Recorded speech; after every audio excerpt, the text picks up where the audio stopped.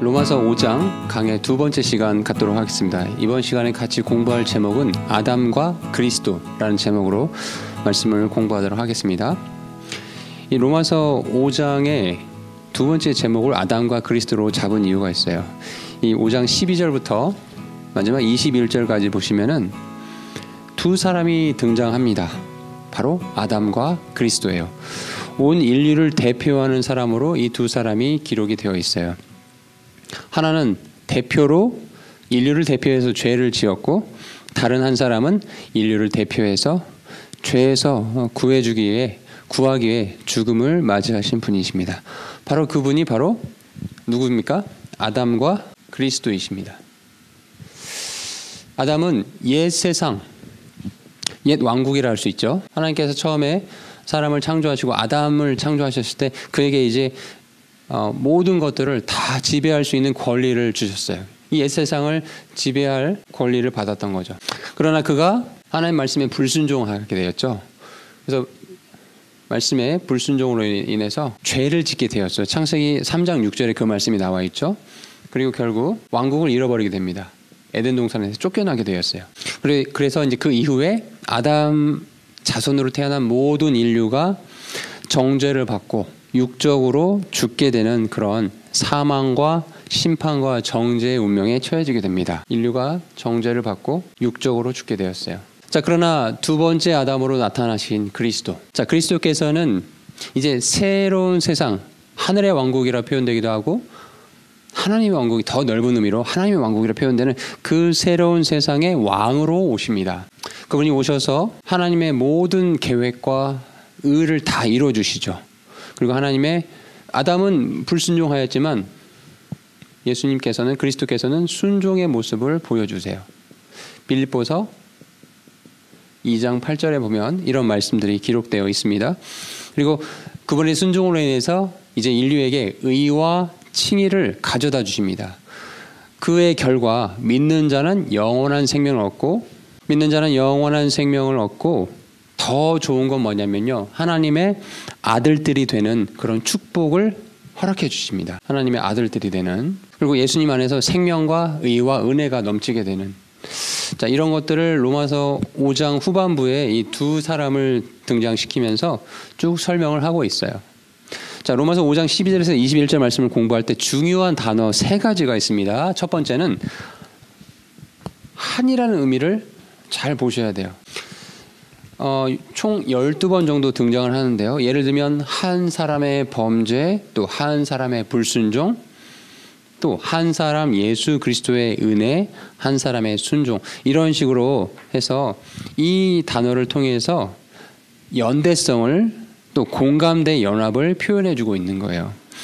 온 인류와 아담이 연대성이 있는 거예요. 반면에 구원받은 자들, 믿음으로, 하나님을 믿음으로 구원받은 자들과 예수 그리스도의 연대성을 비교해서 보여주고 있다는 거죠. 우리가 모두 아담과 또 둘째 아담 되시는 그리스도와 동일시 됨을 보여주고 있는 단어가 한이라는 단어입니다. 자, 두 번째 단어는요, 왕노릇하다, 통치하다, 군림하다, 자, 이런 단어가 나오는데요. 총 5번 정도 본문에 등장하게 됩니다. 아담과 그리스도가 각각 한 왕국을 통치한다는 의미로 표현을 하고 있어요. 그럼 왕노릇하는 자가 누구인가? 첫째 아담인가? 둘째 아담인가? 또 사망인가? 생명인가? 둘째 아담이신 예수 그리스도에서 가져오시는 생명이 첫째 아담이 가져온 영적인 사망을 대체했음을, 이런 단어를 통해서 또 설명을 하고 있습니다. 마지막으로 더욱 넘친다라는 표현이 또 이 본문에 나옵니다. Much more. 총 6번 정도 본문에 등장하게 되는데, 양적인 면, 깊이면, 또 영양면, 범위, 효력, 영양 등에서 아담과 그리스도를 비교해 주고 있는 것이에요. 자, 아담을 통해서 이룬 것들이 많아요. 영원히 살 수 있는 존재를 창조해 주셨지만 불순종함으로 해서 죄가 세상에 들어왔고, 이제 모든 인류는 정죄받아 육적으로 죽음을 맛보게 되는 이 운명에 처해져 있었는데, 그리스도를 통해서 이제 얻는 일이, 아담이 한 일이 이렇게 컸는데 그리스도께서 이루신 그 일은 더욱더 크고 복되다라는 것을 이 much more이라는 표현을 통해서 본문에 기록을 하고 있습니다. 자, 그럼 본문의 핵심이 되는 한 구절을 한번 살펴보도록 하겠습니다. 로마서 5장 12절입니다. 그러므로 한 사람으로 말미암아 죄가 세상에 들어오고 죄로 말미암아 사망이 들어왔으며 이로써 사망이 모든 사람들에게 전달되었으니 이는 모든 사람이 죄를 지었기 때문이라. 자, 이 로마서 5장 12절의 말씀 우리가 잘 생각을 해봅시다. 한 사람을 말미암아 죄가 세상에 들어왔대요. 바로 그 사람은 아담이었어요. 죄가 세상에 들어왔어요. 그랬더니 이 말씀대로 보면 죄가 세상에 들어오고 죄로 말미암아 사망이 들어왔고, 자, 한 사람 아담으로 말미암아 죄가 세상에 들어왔고 이 죄로 말미암아 죽음, 사망이 들어왔다라는 거예요. 그리고 그 다음 중요한 거요. 사망이 모든 사람들에게 전달이 되었대요. 이 죽음이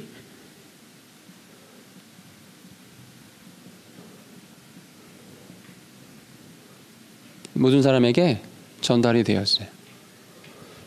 로마서 5장 12절에 이런 말씀을 하고 있어요. 왜? 모든 사람이 죄를 지었기 때문에 그렇다라고 얘기를 하고 있어요. 여러분, 이 구절을 보면서 우리가 한번 생각을 해봅시다. 모든 사람이 죄를 지었다는 말의 의미가 무엇인가? 이것은 아담이 죄를 지은 것처럼 모든 사람이 죄를 지었기 때문에 아담이 죽은 것처럼 모든 사람이 죽었다는 의미예요. 자, 그러면요, 우리가 모두 아담과 연합이 되어 있다는 걸 어떻게 알 수 있을까요? 로마서 5장 12절에서 10절의 말씀을 같이 보도록 하겠습니다. 13, 14절을 보십시오. 율법이 올 때까지 죄가 세상에 있었으나 율법이 없을 때에는 죄가 그들에게 전가되지 아니하였느니라. 전가란 말을 기억하시고 14절에 그럼에도 불구하고 아담으로부터 모세까지 아담의 범법과 같은 종류의 죄를 짓지 않는 자들 위에도 사망이 군림하였는데 아담은 오셔야 할 모형이니라 라고 말씀하고 있어요. 자, 이 세 구절을 우리가 요약을 해보면 모든 사람이 육신적으로 죽는다. 그런데 죄는요, 율법을 범한 결과로만 알 수 있는 거잖아요. 그런데요, 여러분 13절, 14절을 우리가 잘 한번 구분해서 봐야 되는데, 아담이 불순종, 범법을 했어요. 하나님께서 선과 악을 알게 하는 나무의 열매를 먹지 말아라는 그 명령을 어기고 이제 불순종하게 돼서 이제 하나님의 법을 이렇게 어겼기 때문에 죄를 지었어요. 자, 그런데 아담 이후에 모세까지 율법이 있었습니까? 없었습니까? 율법이 없었거든요. 그러니까 명확한 어떤 법이 없었고 오직 그 시기에, 그 시점에는 마음의 양심만 있었던 거죠. 그런데 아담으로부터 모세까지 사람들은 아담과 같은 죄를 짓지는 않았어요. 그럼에도 불구하고 이들도 모두 육체적으로 죽었죠. 왜냐하면 아담이 대표로 죄를 지었기 때문입니다. 자, 그 전에도 가인과 노아 시대의 죄인들이 죄를 지었는데 그 당시에는 율법이 없었어요. 그러므로 율법 차원에서 그들이 지은 죄를 죄라고 인정하기는 어려운 상황이죠. 바로 그것이 13절 말씀이에요. 13절 말씀 잘 보시면 율법이 올 때까지 죄가 세상에 있었으나 율법이 없을 때에는 죄가 그들에게 전가되지는 아니하였다라는 거예요. 그러니까 율법이 없기 때문에 그들에게 너 죄인이다, 뭐 어떤 거를 이렇게 명시할 수가 없었다라는 거죠. 그럼에도 불구하고 그때는 양심의 법이 있었고 그들은 그것들로 인해서 정죄받아 지옥에 가게 되었던 거죠. 자, 그래서 아담 자손 이후에 태어난 많은 사람들, 모든 인류가 창세기 5장에 보면 꼭 기록이 되어 있는데요. 보십시오. 3절에 아담이 130년을 살며 자기 모양대로 자기 형상에 따라 아들 낳아 그의 이름을 셋이라 하였다. 자, 근데요, 보세요. 이 이후에 태어난 많은 사람들이 다 5절 아담이 산 전생에는 930년이었고 그가 죽으니라 라고 말씀하고 있죠. 11절에 에노스의 전생에는 905년이었고 그가 죽으니라. 14절에 게난의 전생에는 910년이었고 그가 죽으니라. 17절에 마할렐의 전생에는 895년이었고 그가 죽으니라. 20절에 야렛의 전생에는 962년이었고 그가 죽으니라. 27절에 무드셀라가 생경에서 가장 기록된 인물 중에 가장 오래 장수한 인물인데 그 또한 969년에 그가 죽으니라. 그러니까 아담의 범죄 이후에 사람이 죽는 것을 보여주는 증거가 지금도 계속 있다라는 거죠. 오늘 이 시간에도 많은 사람들이 죽고 있다라는 겁니다. 그 이유가 뭐라고요? 모든 사람은 아담 안에서 죄를 지어서 육체적으로 죽는다라는 거예요. 이것이 성경의 결론입니다. 자, 다시 본문에 가셔서 18절 19절을 좀 볼게요. 여기서 우리가 이제 이 부분을 읽으면서 좀 조심해야 될 부분이 있어요. 18절 19절 보겠습니다. 그러므로 한 사람의 범죄로 말미암아, 아담을 말하는 거죠. 심판이 모든 사람에게 와서 정죄를 받아 한 것 같이, 그렇게 한 사람의 의로 말미암아, 한 사람의 의는 예수 그리스도를 말하고 있는데, 이 의로 말미암아 그가 그 거저 주시는 선물도 모든 사람에게 와서 생명의 의롭다 하심을 얻게 하였다. 자, 여기서 모든 사람이 한 사람 예수 그리스도를 말미암아 이제 생명의 의롭다 하심을 얻게 되었다라는 거예요. 19절. 이는 한 사람의 불순종에 의해 많은 사람이 죄인이 된 것 같이 그렇게 한 사람의 순종에 의해 많은 사람이 의롭게 될 것이기 때문이다. 여러분 19절의 말씀에서 오해를 하는 경우가 있어요. 어떤 오해들을 하고 있냐? 모든 사람이 아담 안에서 잃어버려졌기 때문에 모든 사람이 그리스도 안에서 회복이 될 거다라는 만인 구원론을 가르치는 이단들이 있습니다. 이 만인 구원론자들은 이 일이 죽는 순간 혹은 형벌의 기간이 지난 후에 일어난다라고 보고 있어요. 이 잘못된 교리는 254년경에 오리게네스라는 사람이 처음 주장하였는데요. 그런 영원한 형벌이란 개념을 거부하면서 악마를 포함한 사악한 자들도 어떤 기간 동안 지옥의 고통을 겪은 후에는 천국에 들어가서 하기 위해 깨끗함을 받으러 나오게 된다라고 주장을 한 거예요. 이게 과연 성경이 주장하는 말씀은 아니죠. 왜? 모든 사람이 육체적으로 아담과 연결되었기 때문에 모든 사람이 영적으로 둘째 아담이신 예수 그리스도와 연결되었냐, 자동으로. 그런 건 아니라는 얘기죠. 예수님과의 연결은 오직 믿음의 선택을 요구하기 때문에 그렇습니다. 두 번째, 로마서 우리가 공부했을 때 앞에 구절에서 공부를 했었어요. 어떤 내용이 있었냐면 로마서 1장 18절에 하나님의 진노가 불의 안에서 진리를 붙잡아 두는 사람들의 하나님을 따르지 않는 모든 것과 불의를 대적하여 하늘로부터 계시가 되었다. 즉 불의 안에서 진리를 붙잡아 두는 자들에게 하나님의 심판이 반드시 있다라고 말씀을 기록해 주셨는데, 어떻게 이 하나님의 경고가 무효가 될 수 있냐라는 거죠. 이건 모순을 일으키는 경우가 되기 때문에 뭐 일시적인 형벌, 쉽게 말하면 카톨릭에서 말하는 연옥 같은 그런 어떤 기간이 있고 장소가 있다라는 이런 설명들은 다 비성경적이고 이단적인 교리라는 것을 기억하시기 바랍니다. 다시 본문에 와서 마지막 질문을 던질게요. 한 사람의 불순종으로 인해 모든 인류를 정죄하는 게 과연 그러면 정당한 것인가? 이런 질문을 하시는 분들이 있어요. 자, 대답입니다. 정당할 뿐만 아니라 하나님의 그 방법은 대단히 지혜롭고 은혜로운 것이다라고 말씀을 드리고 싶어요. 자, 아담을 인류의 대표로 뽑아놓으셨어요. 그런데요, 아담 말고도 다른 사람을 세워놓아도 마찬가지의 결과가 나타날 거라는 거예요.